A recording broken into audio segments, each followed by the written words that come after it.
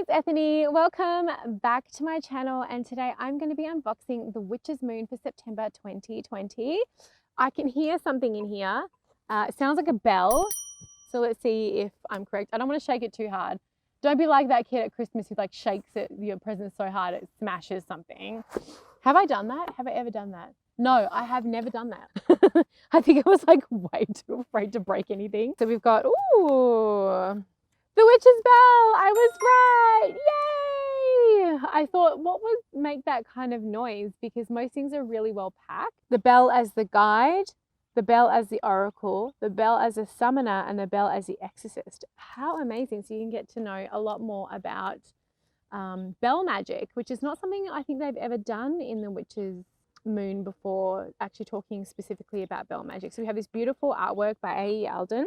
Then we have an invocation called Siren of Spirits, and that is a little evocation to go into your book of shadows. Ooh, our oracle card. Ooh, what did I get today? Merope, Gateways of Light Infinite. I have unlimited access to the divine mind. I really like the backs of this deck. I'm going to open the bell last because, no, let's do it now. Ooh, I always reuse these boxes as well. Oh my gosh, this bell is so awesome. Check out these Maleficent. Also, doubles as a stabbing tool. I mean, don't, it kind of does though, eh? Look at it, it's sharp. That is so freaking rad. That is really beautiful. The detail on that is absolutely stunning. Bells are a really good way to clear out your space too. So a part of my cleansing activity, so if I'm doing a big cleansing of a space, and if you're interested in me doing a whole video on how to properly cleanse your space, or at least how I cleanse my space, which includes drums, bells, a smoke ceremony, like the whole works, let me know, and I can actually organize to film that now. So bells actually play a part in my cleansing ceremony. So this is going to be going straight on the altar. So our sacred salt this month is called Pulse of Peace.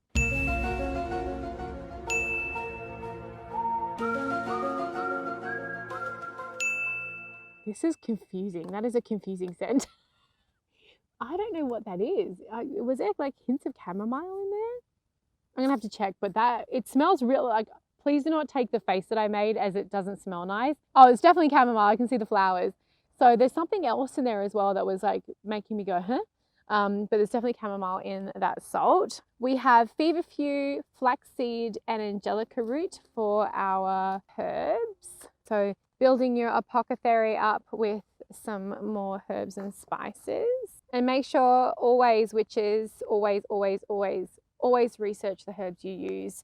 Especially if you're going to use it in tinctures. So this is iron ore hematite. This is a stone that we have a lot of iron ore in Australia. It's amazing. There's a place in Australia in the Northern Territory where lightning strikes there more than anywhere else in the world because of the amount of iron ore in the ground, and you can see it. The earth in Australia feels very different, obviously, to a lot of other places in the world. It's very unique, and we have a lot of this, and this is a really good grounding stone.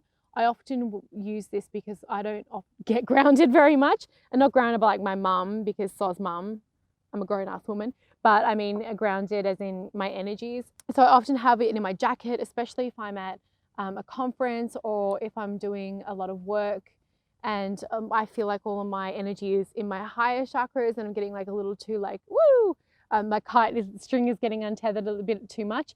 I put some hematite in my pocket to help me come down.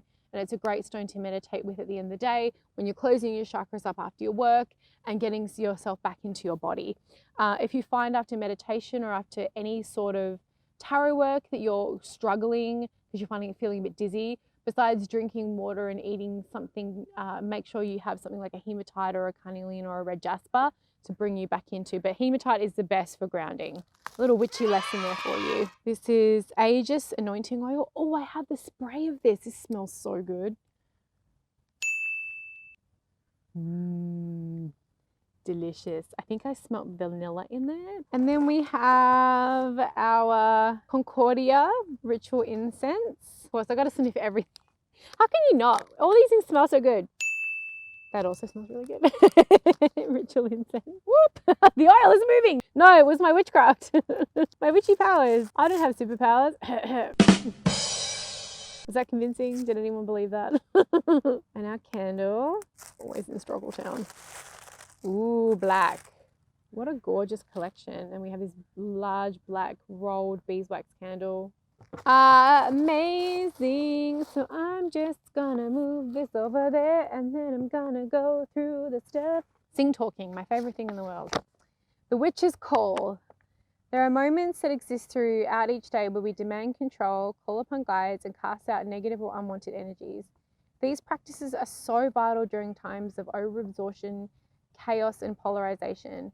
Our dedication to the craft provides us with a unique opportunity to maintain and regulate energies that are allowed to enter in our space and our ritual areas. So we have a custom handmade bell, pentacle bell. I've never seen anything like this.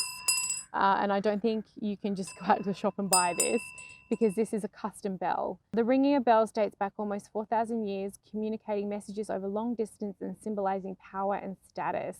Commonly said to have begun in ancient China and slowly seeping to the roots of religions such as Buddhism, Hindu, and Shinto, etc.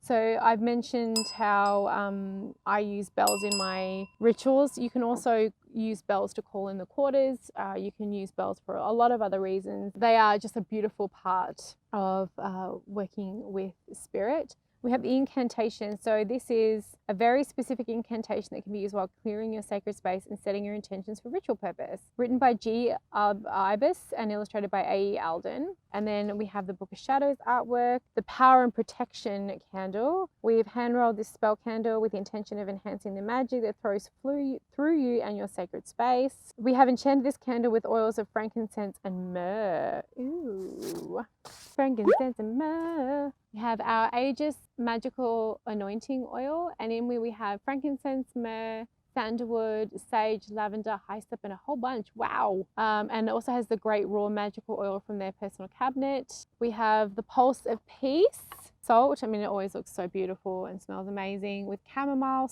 cedarwood and clove. That's what was confusing me. Cedar is so great for cleansing, by the way, as well. If you have cedar oil, cedar incense, or little pieces of cedar wood that you want to put into your incense, it's a great way to cleanse your space. Make sure you're sourcing everything as respectfully as possible. The hematite, humbled stone, really good for grounding. The Concordia ritual incense sticks, protection herb and flaxseed, enhancing prosperity and abundance. Oh, this should go on my prosperity altar. I might sprinkle some of it over that today when I get home. Oh yes. And then our personalized oracle reading, and this is from the Star Temple Oracle by Susie Cherub.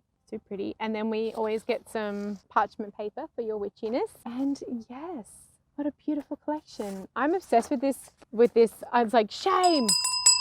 Wait, I know that Game of Thrones is over and we're all going to ignore the last half of the last season. After killed the dude, the thing, spoiler alert, P.S. it's been 8 years, go watch it or shut up. That was it. That was the end for me. I don't want to talk about anything else that happened. They ruined it.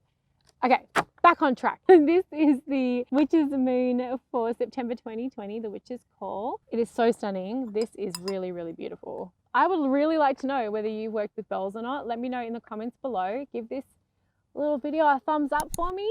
And if you would like to watch more videos of me doing unboxings, talking about tarot, doing tarot reading examples, spreads and things like that, make sure you subscribe and I'll see you next time. Oh, I was right! 10 points to Gryffindor! I mean, wrong house! Bugs on me.